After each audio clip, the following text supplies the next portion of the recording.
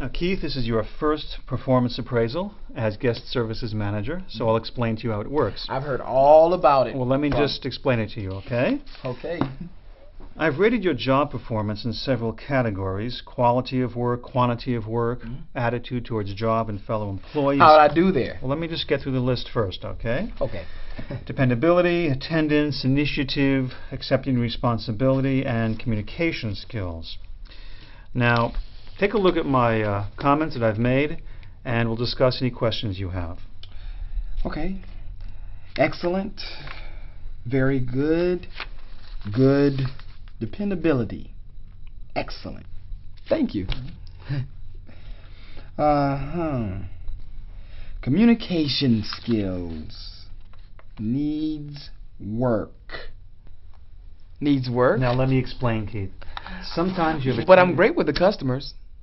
You know, I know how good I am at making conversation.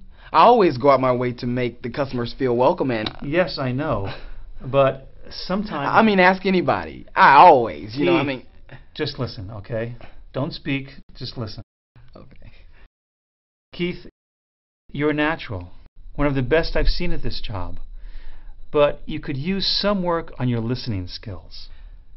You're saying I don't listen, but I never mess up on instruction or new procedures, you know? Yes, but I'm not talking about that. Did someone complain? Because I know some people... There have been a few minor complaints, but I'm talking about your I'm talking about your tendency to interrupt people. Yes, interrupt people. Keith, you're a great talker, but conversation is a two-way street, and sometimes you just don't know when to quit.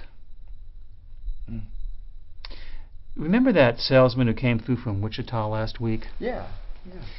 It was 2 in the morning, and he was dead tired. All he wanted was his room key so he could go upstairs and fall into bed. But you kept going on about our free cable channels and where the ice machines are located and how to find the exercise room. I was just trying to be helpful, you know? Yeah, and another customer might have wanted to hear all that. But you completely ignored his body language and his attempts to get away. Wow. Was I really that bad? I'm afraid you were. You need to look for signs. If a customer is willing to chat, go ahead. But if they're quiet, just check them in quickly. So you mean like try to match their mood? Exactly. And don't interrupt. And don't interrupt. Right. Now, take 2 copies of your appraisal, make any notes you want, sign one, and return it to me by the end of the week.